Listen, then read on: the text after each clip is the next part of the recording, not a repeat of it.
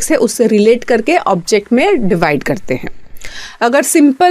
अगर दोनों के डिफरेंशिएट अगर हम टेबुलर फॉर्मेट में करें तो हम बोल सकते हैं procedure oriented is a bit difficult to maintain, जबकि ऑब्जेक्ट ओरिएंटेड है वो इजी टू मेंटेन करना इजी हो जाता है। सपोज कुछ माइनर चेंज आया, सपोज फाइन करने में पहले ऐसा था कि पर डे हम 50 पैसा चार्ज कर रहे थे और अभी मुझे पर डे 1 रुपी चार्ज करना है, तो यहाँ पर ऑब्जेक्ट ओरिएंटेड में हमको पता है हमने कौन से क्लास में लिखा है, सीधा वो क्लास में जाकर हमको एक जगह पे चेंज करना पड़ेगा।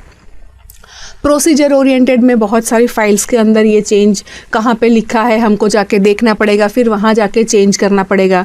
सपोज हमको कोई नई फैसिलिटी ऐड करनी है, या फिर पहले खाली बुक्स थी हमारे पास, अब हमको बुक्स के साथ साथ हमने अलग अलग पब्लिकेशंस भी रखे हुए हैं या मैगजीन्स हम ऐड करते हैं, तो वो ऐड करना हमारे लिए ऑब्जेक्ट ओरिएंटेड में कंपैरेटिवली सिंपल होगा। प्रोसीजर ओरिएंटेड में पूरा हमको बहुत सारे फंक्शंस में कहीं पे कुछ लिखा होगा तो उसमें चेंज करना पड़ेगा। तो मेंटेन करना प्रोसीजर ओरिएंटेड में थोड़ा सा डिफिकल्ट होता है। मेंटेन करना मतलब क्या कि उसको कंसिस्टेंट रखना, कि आज चल रहा है, अगर हमको कुछ चेंज करना हुआ या फिर कुछ माइनर हम बोल सकते हैं एक्सटेंड करना हुआ तो उसको हम करना प्रोसीजर ओरिएंटेड में थोड़ा डिफिकल्ट हो जाता है, ऑब्जेक्ट ओरिएंटेड में हम बोलेंगे कि थोड़ा सिंपल हो जाएगा।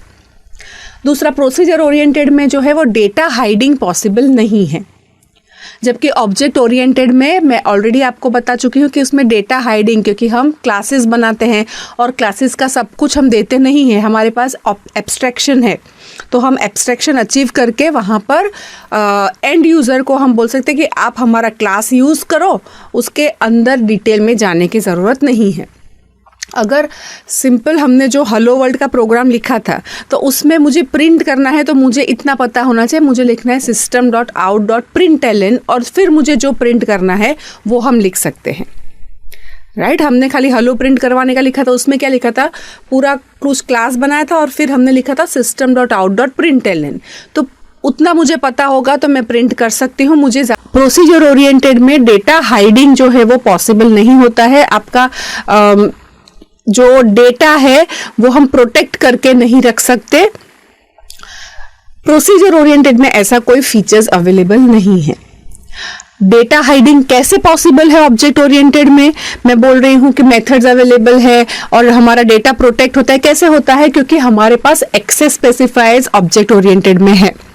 हम किसी को प्राइवेट बोल सकते हैं, किसी को पब्लिक बोल सकते हैं। अगर मैं क्लास बना रही हूँ, मुझे ऐसा रखना है कि सैलरी प्राइवेट होनी चाहिए, किसी को दिखनी नहीं चाहिए, तो मैं एम्प्लॉय क्लास बनाते वक्त सैलरी को प्राइवेट रखूंगी, पर सैलरी व्यू करने के लिए या सैलरी फेच करने के लिए या सैलरी सेट करने के लिए मेथड जो है पब्लिक में रख सकती हूँ। जिसको सेट करना है, मेरा फॉर्मूला है, आप सेट कॉल करो, सेट हो जाएगा, सैलरी में वैल्यू सेट हो जाएगी। ऐसा कुछ प्रोसीजर ओरिएंटेड में नहीं होता है कि पब्लिक बनाओ प्राइवेट बनाओ, ऐसा नहीं। सब कुछ उसके अंदर पब्लिक, जो आप लिखो वो सारा पब्लिक, कोई भी उसको एक्सेस कर सकता है। ऑब्जेक्ट ओरिएंटेड में डेटा जो है वो ज्यादा इंपॉर्टेंट है क्योंकि हम ऑब्जेक्ट पे कॉन्सेंट्रेट करते हैं, ऑब्जेक्ट के फीचर्स पे कॉन्सेंट्रेट करते हैं। वेरेस प्रोसीजर में मैं ऑलरेडी बता चुकी हूँ, उसमें हम क्या करते हैं, स्टेप बाय स्टेप सोचते हैं कि अच्छा ये चीज कैसे अचीव करनी है, ये चीज कैसे अचीव करनी है, तो एक स्टेप्स में हम चीजों को करते हैं। तो इसलिए उसका मेन फोकस क्या होता है? मेन फोकस होता है फंक्शंस, कि मुझे अगर लाइब्रेरी मैनेजमेंट सिस्टम बनाना है तो एक क्रिएट मेंबर नाम का फंक्शन बनाना पड़ेगा, एक इश्यू नाम का फंक्शन बनाना पड़ेगा, एक रिटर्न नाम का, तो पूरा हम फंक्शंस के फॉर्मेट में सोचते हैं। वेरेज ऑब्जेक्ट ओरिएंटेड में हमने सोचा कि हमको बुक्स नाम का क्लास बनाना है और बुक को पूरा कैसे मैनिपुलेट करना है वो बुक के क्लास में होल एंड सोल हम बना देते हैं।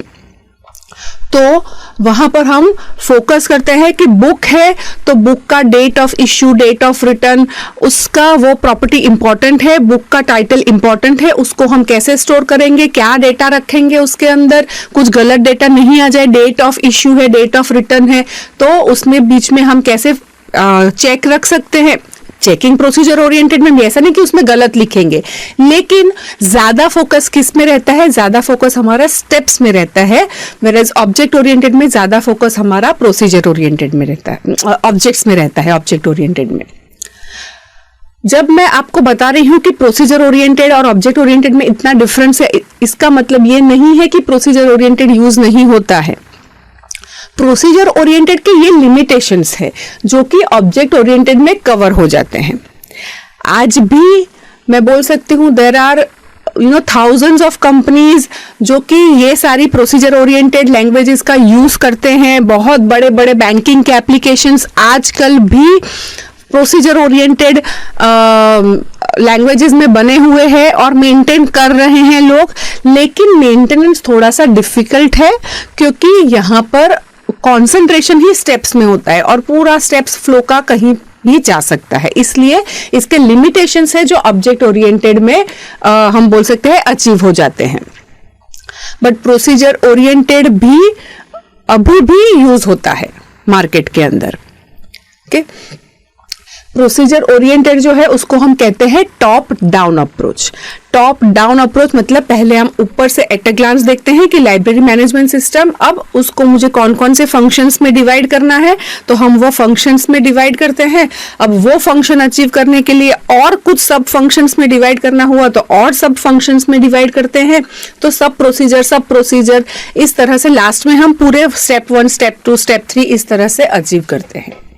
तो टॉप मतलब पहले ऊपर से व्यू देख लेते हैं कि क्या चाहिए, ये अचीव करने के लिए और छोटा छोटा क्या स्टेप्स बनाने पड़ेंगे, अब ये छोटे स्टेप्स अचीव करने के लिए अंदर और हमको क्या बनाना पड़ेगा। तो हम टॉप से लेकर डाउन अप्रोच में जाते हैं, मतलब बड़े से लेकर छोटे छोटे में डिवाइड कर देते हैं। जबकि ऑब्जेक्ट ओरिएंटेड में बॉटम अप अप्रोच है। बॉटम अप अप्रोच मतलब क्या, हमने सीधा सोच लिया कि कौन कौन से क्लास चाहिए, मतलब जो एक ऑब्जेक्ट है उसी पे हम कंसंट्रेट करते हैं कि मुझे बुक पे कंसंट्रेट करो, बुक में क्या क्या हमको डेटा चाहिए, बुक के क्या क्या फीचर्स है जो हमको चाहिए। फिर बुक अगर मेंबर इश्यू करेगा, लाइब्रेरियन उसको इश्यू करवा के देंगे, तो फिर हम सोचते हैं कि अच्छा बुक, मेंबर और लाइब्रेरियन इन तीनों के बीच में भी मुझे कुछ कम्युनिकेशन करवाना पड़ेगा।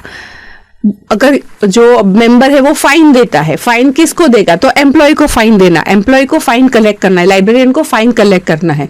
किसके लिए फाइन होगा, तो बुक के लिए फाइन होगा, है ना।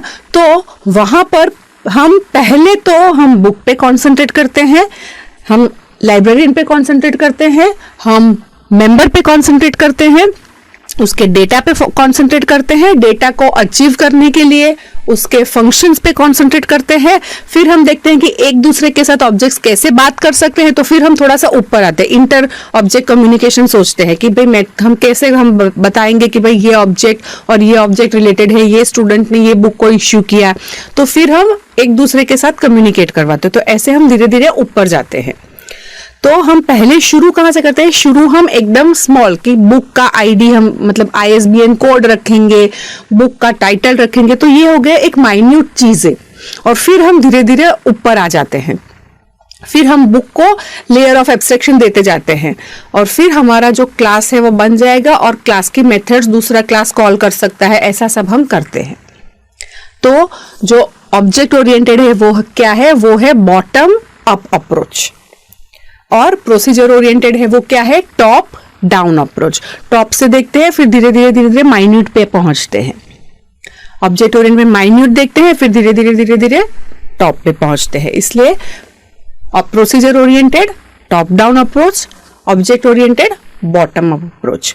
तो ये दोनों में डिफरेंस है, प्रोसीजर ओरिएंटेड में और ऑब्जेक्ट ओरिएंटेड में। हालांकि हम जावा पढ़ने में खाली ऑब्जेक्ट ओरिएंटेड पे ही, क्योंकि जावा इटसेल्फ ऑब्जेक्ट ओरिएंटेड लैंग्वेज है, इसलिए हम ऑब्जेक्ट ओरिएंटेड ही प्रोग्रामिंग करने वाले हैं। लेकिन आप लोगों को पता होना चाहिए कि ऑब्जेक्ट ओरिएंटेड के सिवा भी, मतलब क्या सारी प्रोग्रामिंग लैंग्वेजेस खाली ऑब्जेक्ट्स के फॉर्म में ही काम करती है, तो नहीं, हमारे पास बहुत अच्छी स्ट्रॉन्ग लैंग्वेजेस है जो कि प्रोसीजर्स में भी काम कर सकते हैं, राइट। तो ये दोनों का डिफरेंस है। प्रोसीजर ओरिएंटेड और ऑब्जेक्ट ओरिएंटेड जो हमने उनका डिफरेंस डिस्कस किया। अगर इसको आपको कहीं और भी इलॉबरेट करना है, कुछ पॉइंट है जो आपको डिस्कस करना है, या फिर आपको कोई सवाल है या कमेंट्स करने हैं, तो आप इस वीडियो